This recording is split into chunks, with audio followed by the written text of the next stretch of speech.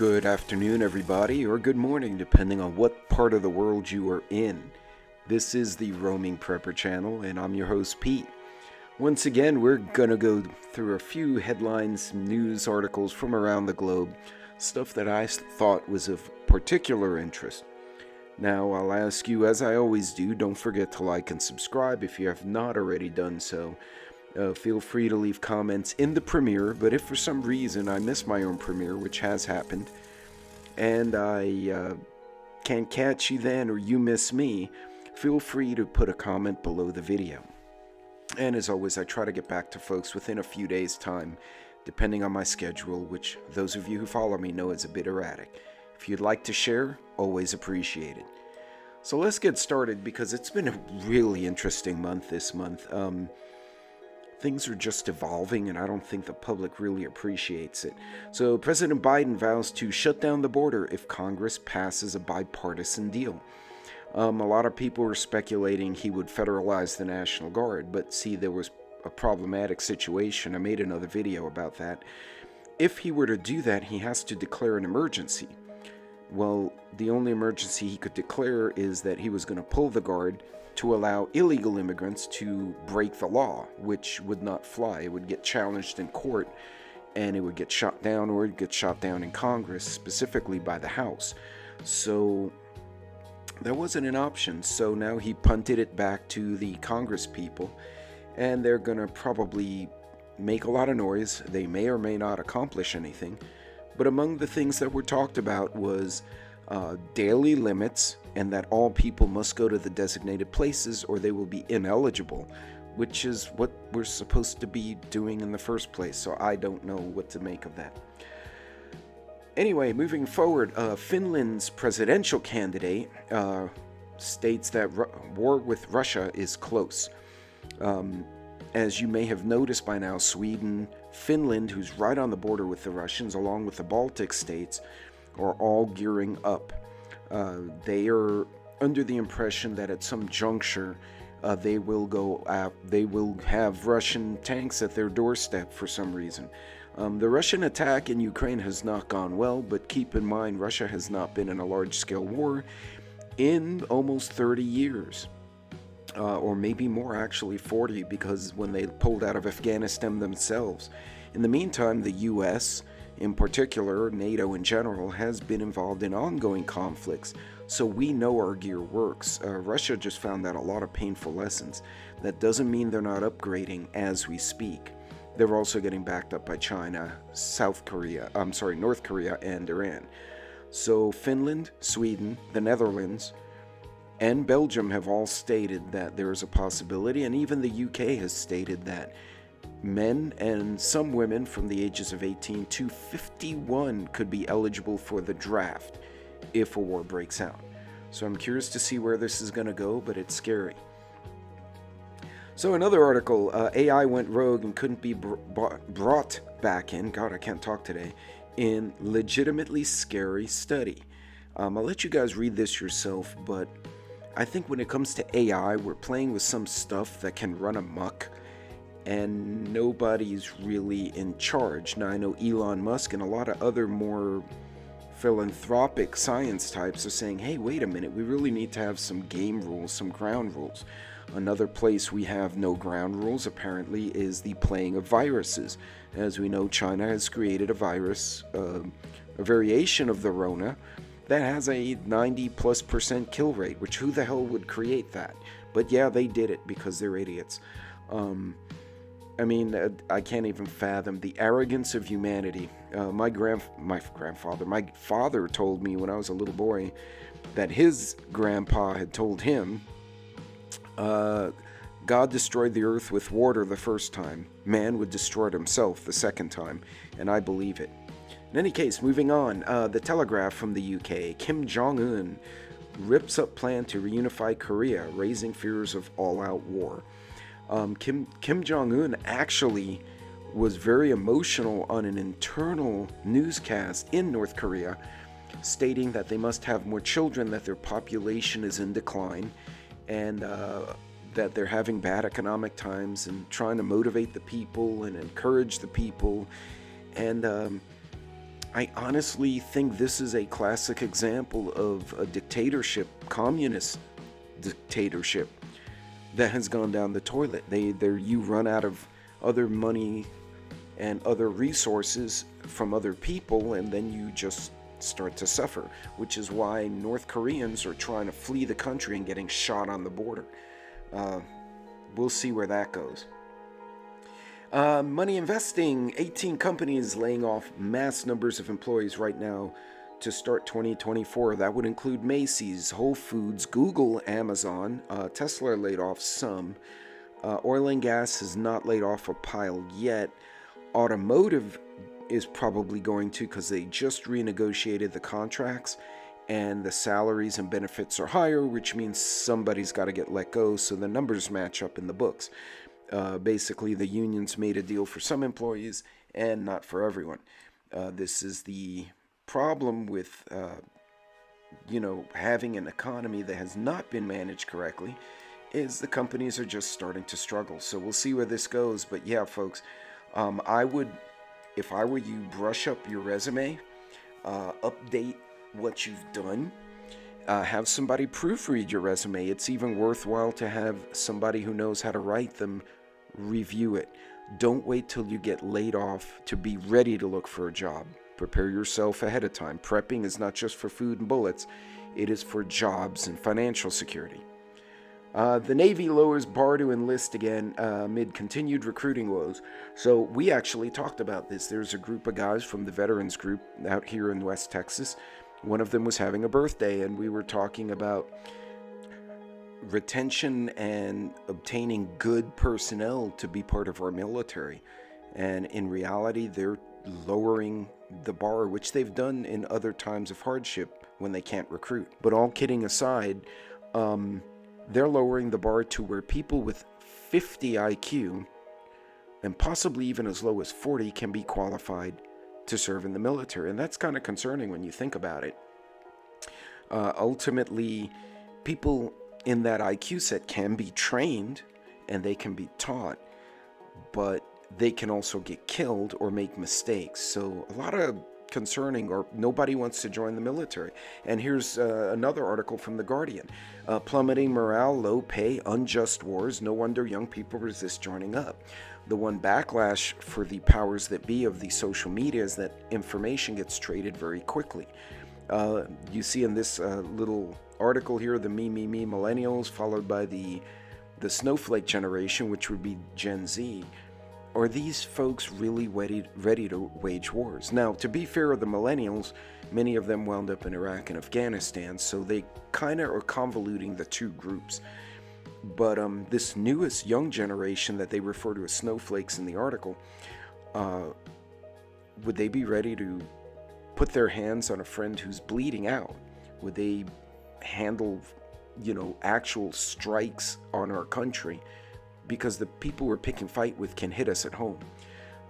We're having an issue in our military, folks, and now's not the time to have a weak military. Okay, moving on from sarcastic jokes. White House braces for ongoing protests following interruption of Biden's most recent speech.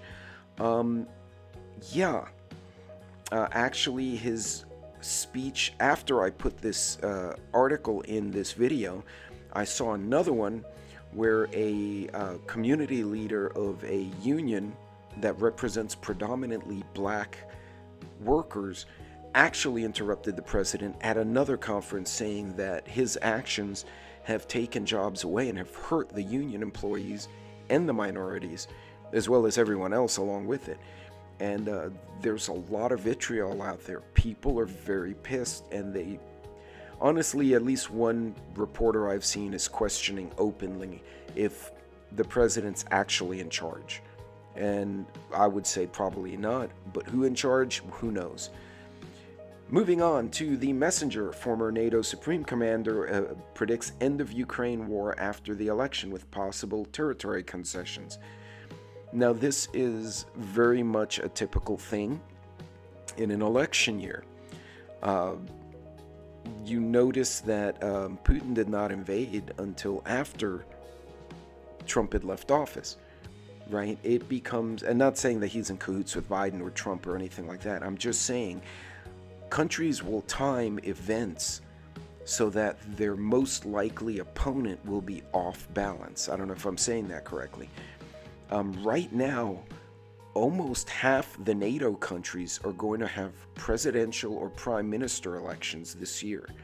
That's a lot of instability in the democracies and the republics, while Putin's conducting a war and his friends in Iran and Hezbollah and everyone else is having a big fight. Concerning times, so let's watch what happens. I don't think the Russians are done yet. Big Pharma is at a crossroads, according to CNBC, as Johnson & Johnson, Merck, and others prepare to lose heaps of revenue from medicines that they had exclusivity with. Now, for those of you unfamiliar, medical patents, if I'm correct, are 7 years. You can extend for 7 and then possibly 7 more. I don't remember all the details. I'm not a patent law guy. But in general, there is a period of time where whoever came up with like Viagra had so many years of exclusivity, after which the generics come out. A lot of us take generic meds instead of Advil. You take, Kroger ibuprofen. It's the same crap, but it's genericized. They have to change a little bit to fit the criteria. So it makes you wonder, where are they going to get money next? Maybe, creating more problems? Who knows? I'm just speculating. A lot of my hypothesis may be absolutely wrong. But this is not absolutely wrong. From the street, key shipping company files for Chapter 7 bankruptcy liquidation. A lot of logistics companies, the cost of operating has gone up. People don't want to be drivers, even though, to be honest, a cross-country truck driver can make $120, $130 a year or more. They do really well cash-wise, but the job's tough. You're on the road a lot. You don't see your kids. You don't see your spouse. They have a high rate of divorce because one of the spouses is not there. Now, I do know a lot of semi-retired folks will actually go truck driving and bring the wife. And so the wife and the husband and the dog go, and that's their quasi-retirement, is they drive around the country in a semi and they make money while they travel, which actually sounds pretty cool. But saying you're going to see a lot more companies like this starting to struggle. So another article, sugar prices are rising worldwide after bad weather tied to El Nino damaged crops in Asia. Now, the changes in weather are having an effect. So right now in Louisiana, the crawfish suffered from the drought and then the subsequent freeze. And around this time of year, so Mardi Gras usually happens in the middle of February, the crawfish are usually huge. By now, they're ready to harvest. They are immature, they are small, and there are not many of them. They're saying that their best estimates is 1/5 of the normal crop, and the cost associated with harvesting will make the crawfish anywhere from $14 to $25 a pound. Yeah, you heard that right, $25 a pound. How insane is that? And it's not anyone trying to screw anyone, it's just the logistics, the cost, and the fact that the crawfish crop is terrible. So expect some inflationary to continue this year with all the weird weather. This week's quote, self-defense is not just a set of techniques, it is a state of mind, and it begins with the belief that you are worth defending. The powers that be, especially liberalist, I won't even say liberal because liberals believe in their self-worth, the socialistic, it's okay to pass away videos for children, and let's encourage self-euthanization, and they give it all sorts of nice words. No, life is a blessing and it's precious and it is worth defending. People say, if someone breaks in, just let them do whatever they want, they'll leave you alone. No, if they're breaking into your house and you are in the house, you're part of what they're trying to get. They may want your money, they may want your stuff, but they also want you. And in particular, females fall victim to a lot of ugly stuff at the hands of predators like this. And our lives, your life, my life, is worth it. And yes, we have the right to defend ourselves. Not from man, but from nature and God, and they can say whatever they want from that. Speaking of people who are victimized, ladies and gentlemen, I'll bring it up again. This is the helpline for the National Human Trafficking Hotline. It is open 24/7. I've heard that even people who are in the process of being trafficked can find this number and call, and the police can come and maybe get them and take them into protective custody and get them out of the situation. If you know someone who may be in trouble, share this number with them. Keep it in your phone. Also, if you don't have this number available, you can still call non-emergency or 911 numbers. Be familiar with the signs of predatory behavior and trafficking.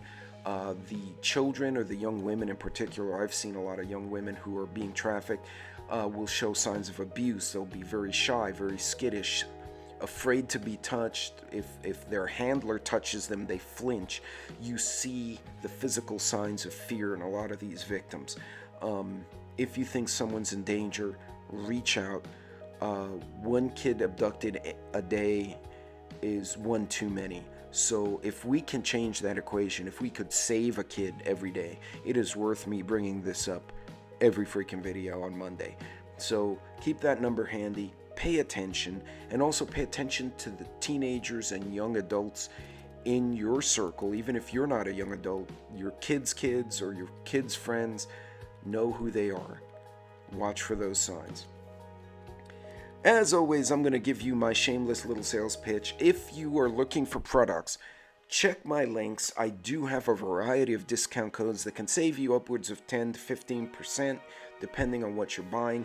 That includes Roaming 10 for the ReadyWise, Roamer 15 for ETA Living, that's a survival bottle, a Holster 10. Actually, that will soon be Roaming 10 for 1791's gun leather and their EDC. But as always, if you get a better deal somewhere else, or if this product is not right for you, don't buy it. I like the products. I try them before I endorse them. If I don't like them, I won't endorse them. But again, stay on budget. If nothing else you take from my channel, stay on budget, stay on task. Ladies and gentlemen, that concludes this week's headlines and news from around the globe. I hope you found something of interest here. I will ask all of you to say little prayers for me and my friends, because we may be meeting one of the convoys here in a couple of days as they pass our part of Texas. I'm gonna actually have to drive an hour and a half to find the convoy and then wait for them and then join in as they go by. So I will try to live stream it. If I can get my drone working the right way, I will try to get some drone footage too. In any case, folks, look, you guys be safe out there. There are a lot of moving parts, a lot of things going on. A lot of people are concerned, and we should be. We should be concerned, but not freaked out, not panicked. There is a difference. Don't hoard. Stockpile systematically. Don't panic buy. Budget.